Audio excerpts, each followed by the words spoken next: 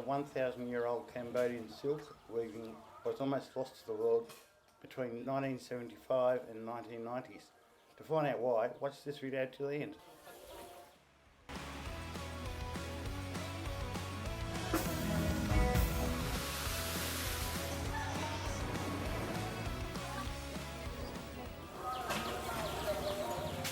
Today we'll be looking at the silk weaving process that has changed little since the 9th century. Cocoon, see one of this?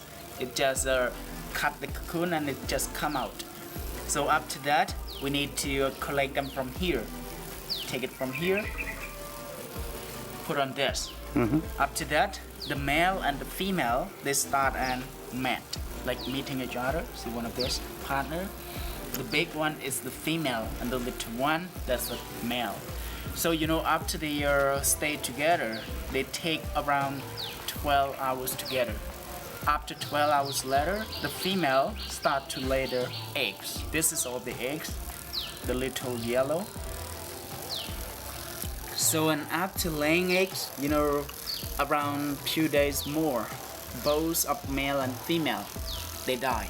Both of them after lay eggs. So and after that we keep all the eggs around a week, and then the eggs start and hatch to become their small worm. Wait a minute, they are moving, they are alive. But this one's got 12 days old, 12 days from the egg to be this one, 12 days. So and then we go to pick up the leaf of the mulberry tree. Those is mulberry, the mulberry tree that we grow for the silkworm eating. Because the silkworm, they can eat only those leaves, eat nothing else. So after they start eating until 25 days, one of the silkworm, it grow up big like this. But I'm sorry, now the big one, it finished to make of this, to make the cocoon. Now we will start from here again. Yep. Until 29 days, all the silkworm that they are turned to be yellow, from this to become yellow. After the worm is turned to be yellow, all the silkworm stop eating. And then we need to collect them from the tree, put them on the branch of the tree, put them on those. And then the worm, they start to spinning to make the cocoon. But they do it not too long.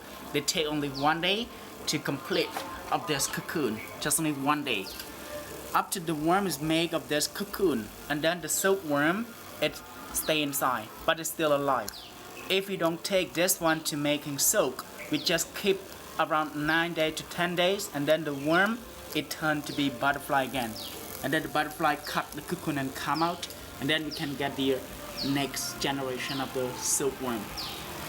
But that when the worms make a lot of this cocoon, some of the cocoon we need to keep to reproduce, and some we have to take to making silk.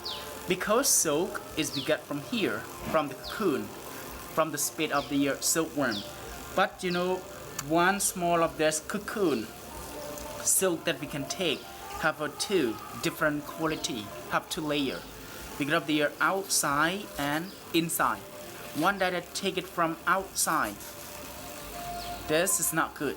This is the low quality that they call a raw silk. One that we take it from here, it's soft. This is the good quality of silk. It's the best one. And about the color of the silk, yellow, it is natural. But after we need to make different color, we need to dye. We need to dye it to get different colors. But one small of this cocoon, how many meters that we can take? The length of the silk thread. One of this can take 500 meter long, 500 meters from one of this cocoon. This is a lot.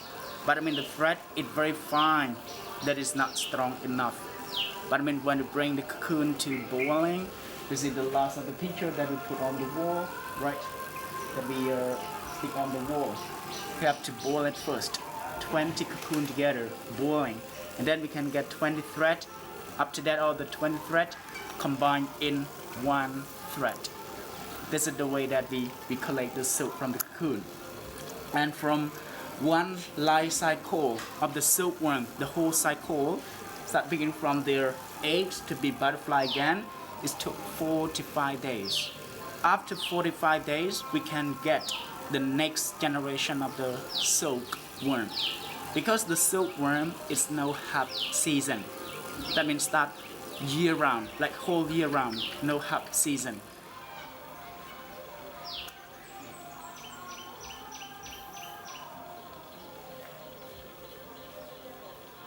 Find the thread from here, roll on this, connect with the spinning wheel, and then we start to spin like this. After that, the silk thread is coming from here, get around this. After the silk is spun, it is dyed and allowed to dry. All the dyes that are used here are completely natural and environmentally safe. No added chemicals. The weaver, they just cut it. They already finished like 4 meters, like the whole piece, and then they have to cut it. So this one, maybe they start to make the next one. But I mean the colors, they will get a different color. One of these have 3 colors mixed together. You can see here, this has got like a gold colors on this.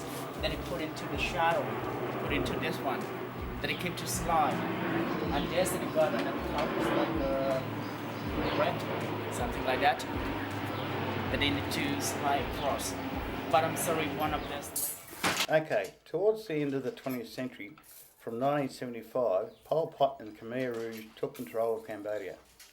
His efforts to turn the country into a huge farm saw the destruction of 90% of the mulberry trees, making way for rice fields. As well as that crushing blow to the silk weaving craft, the regime did not allow any form of creativity, and thousands of weavers were put to death and looms destroyed. Well, that's about it for now. Thanks for watching, and don't forget to comment, like and subscribe. Nice picture.